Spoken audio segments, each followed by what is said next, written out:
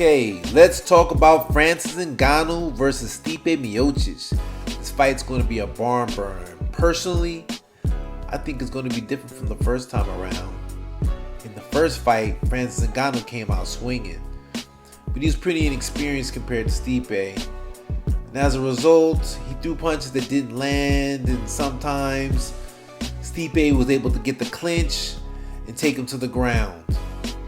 Stipe basically out-wrestled him. And to Ngannou's credit, he was able to hang in there and not get finished, and his cardio lasted him the fight, but he was beaten soundly. Stipe Miocic won every single round handily, and he was the better man that day. Francis Ngannou couldn't get off a shot, and he just didn't have it in him to put him away that day. But I do remember seeing Stipe Miocic taking some shots from Francis. Hard shots. As a matter of fact, I'm pretty sure there was permanent damage done to Stipe Miocic. I definitely invite people to compare the way Stipe talked prior to the fight with Francis Ngannou and the way he talks now. You can see that Stipe Miocic is clearly talking differently. I'd even go so far as to say that Stipe sounds a little bit like James Toney. Yeah, that CTE is nothing to play with. And I fear that Francis Ngannou fights Stipe in the next fight. I think Stipe might receive a little more CTE. But let's be honest, Stipe Miocic has been doing a little running. He really doesn't want to fight Francis Ngannou. As a matter of fact, he's been hiding behind his fights with Daniel Cormier. Yes, he is the champ, but at some point, you have to fight someone other than Daniel Cormier. You need to defend your title against the #1 contender. Francis Ngannou, on the other hand, has been chomping at the bit in order to get another fight. And it's not fair that just because Stipe doesn't want to fight, that Francis is forced to sit and wait almost indefinitely. Since Francis Ngannou's loss to Stipe, he went on to lose to Derek Lewis. However, after that, he seemed to have found himself.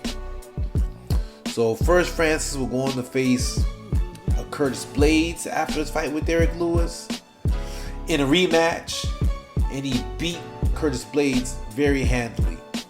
Took him out in 45 seconds. Then he will go on to face Cain Velasquez.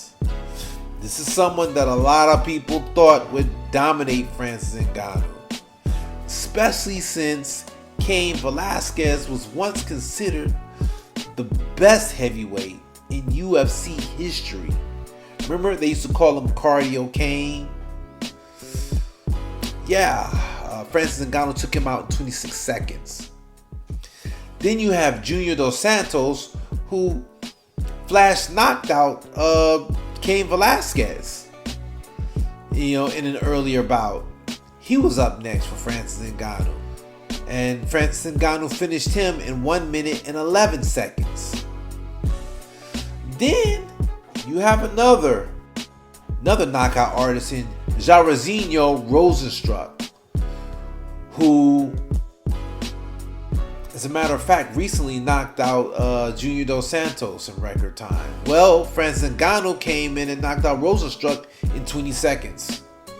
I think it's safe to assume that Francis Ngannou is ready for the rematch, and he's the #1 contender to the title. And Stipe knows it. Stipe is looking for every reason that he can think of to not engage Francis Ngannou. In the meantime, Francis Ngannou really feels that he has Stipe's number. I'm really looking forward to this fight, and I think that Francis Ngannou is going to dispatch Stipe Miocic the same way he dispatched every other heavyweight on his way to this title shot. But I want to hear what you think, so sound off in the comments. Smash that like button and subscribe